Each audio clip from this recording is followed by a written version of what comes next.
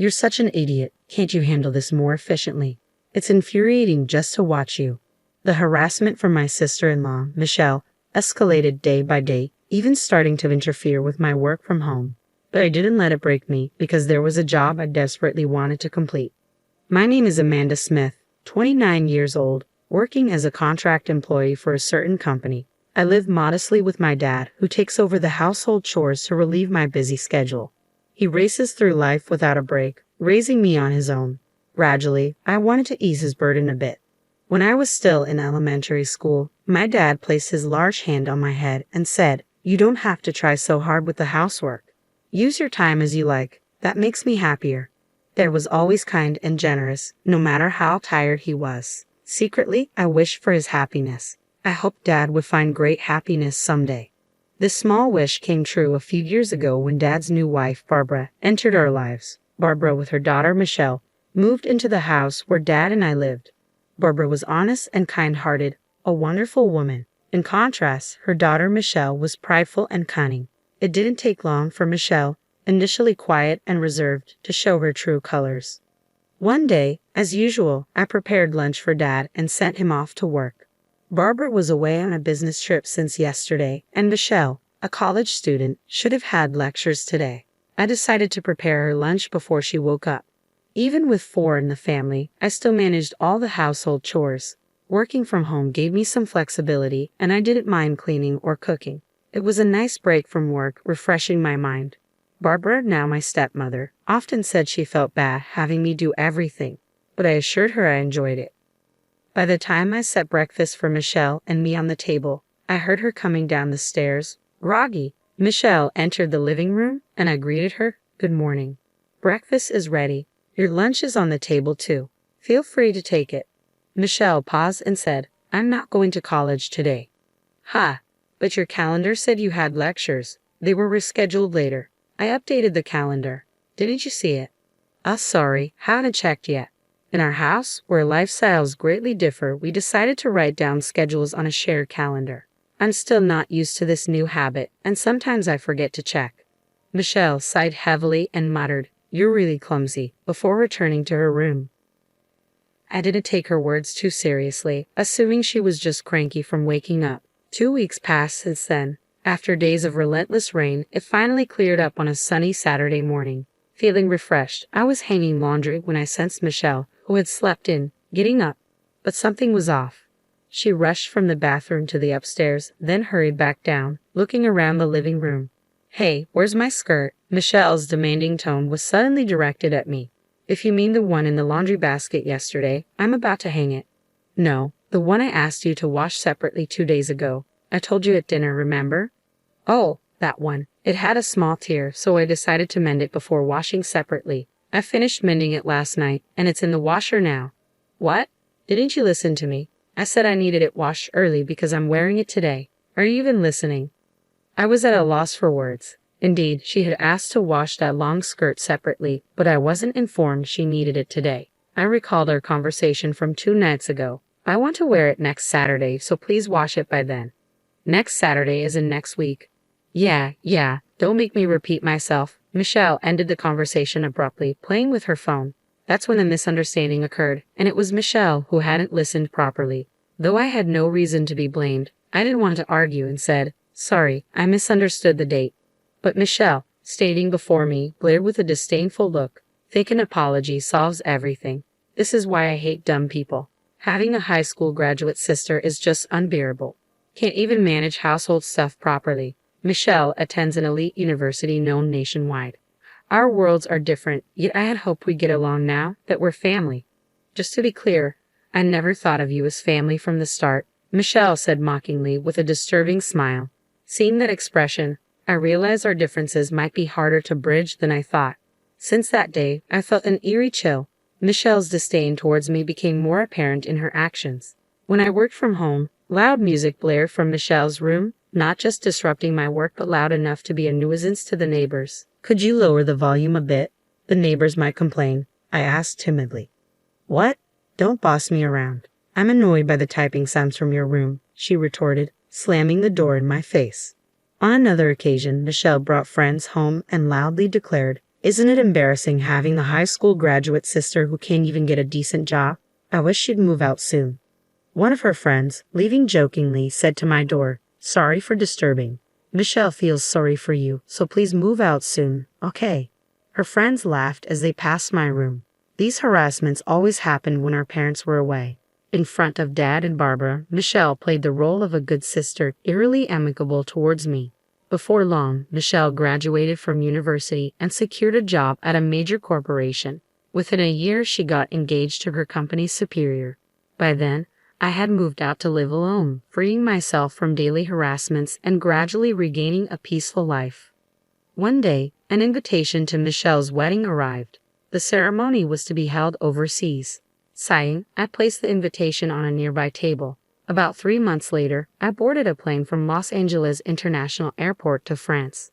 Since moving out, I had become distant from my family. I was worried about Dad, but Barbara was with him.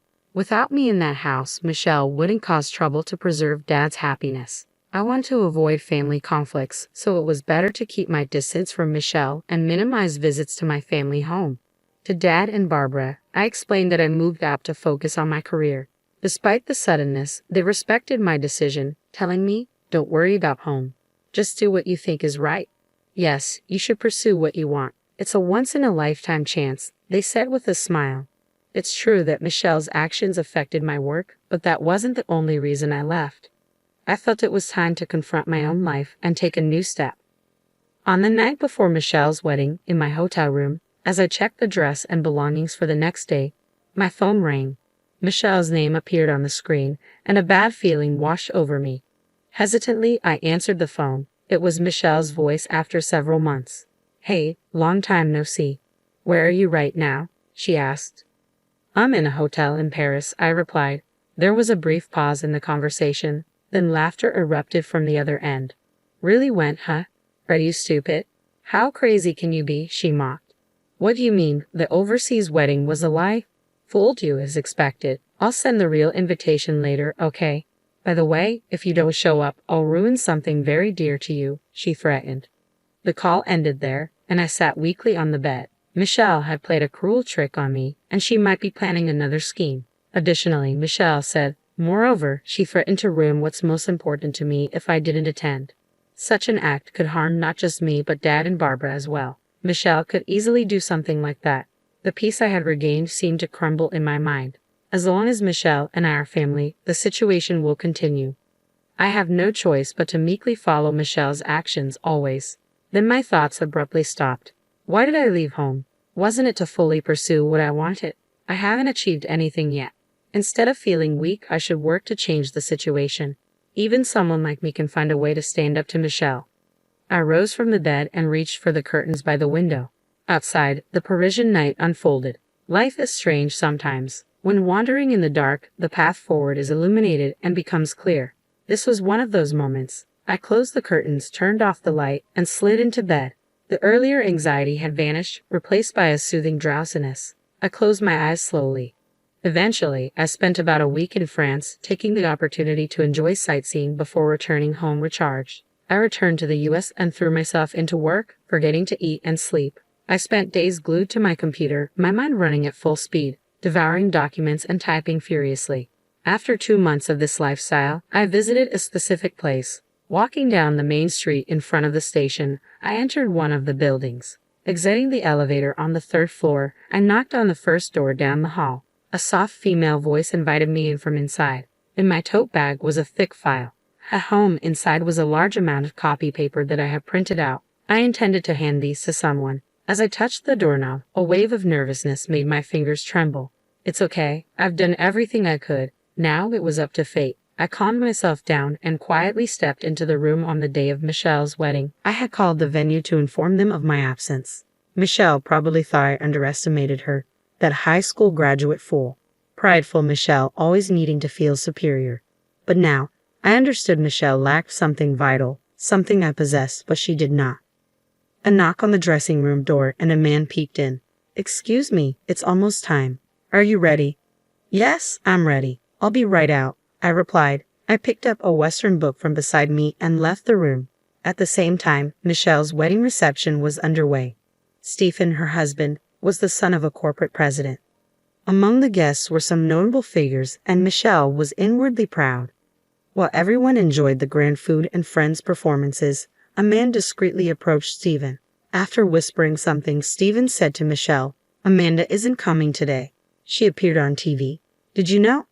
Michelle was taken aback, clueless. Looking towards the guests, she noticed some commotion among Stephen's invitees. It was also streamed online.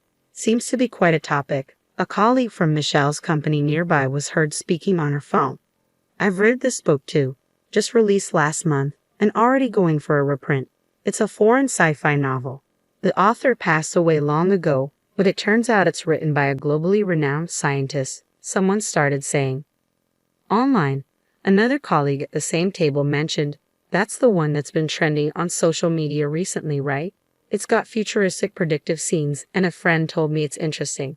A translator named Amanda Smith. "She was on a show today."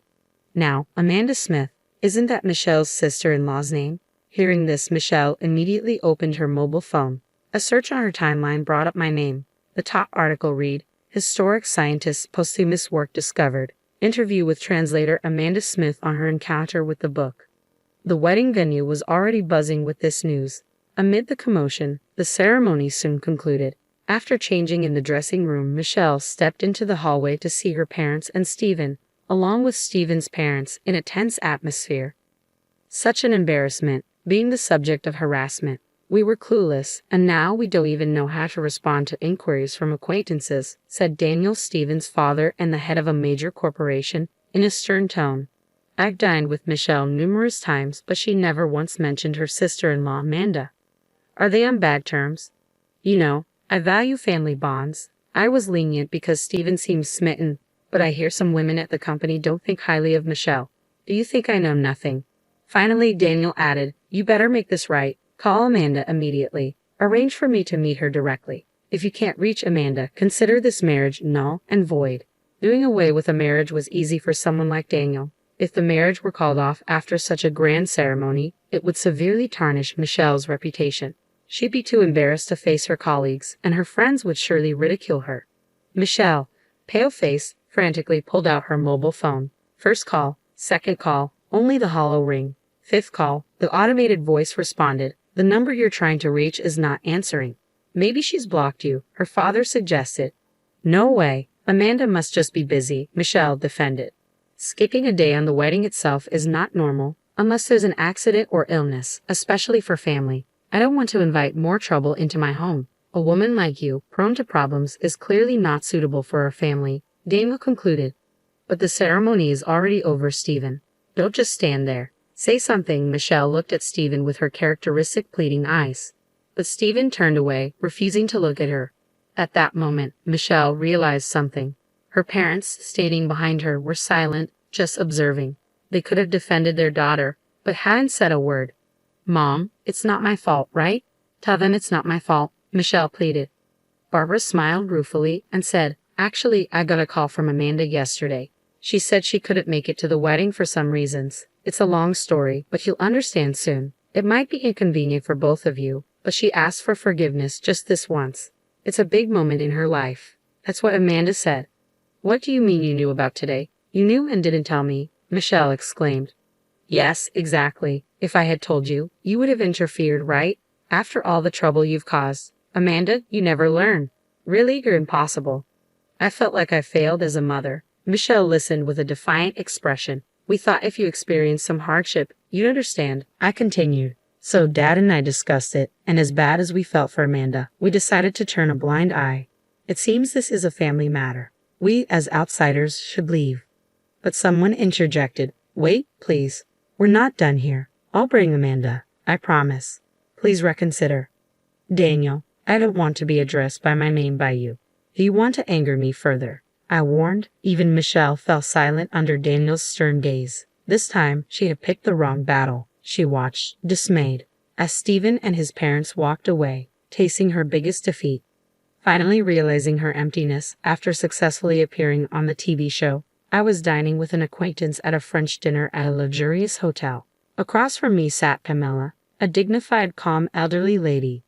I chose this place to celebrate. I wonder if a more casual setting would have been better, I admitted nervously. No, I'm really grateful. It's my first time dining somewhere like this, so I'm a bit nervous, Pamela replied. I like your honesty. Just be yourself. I don't like formalities either. Enjoy the meal to the fullest. Pamela's titles included French literature researcher, translator, and translation school lecturer.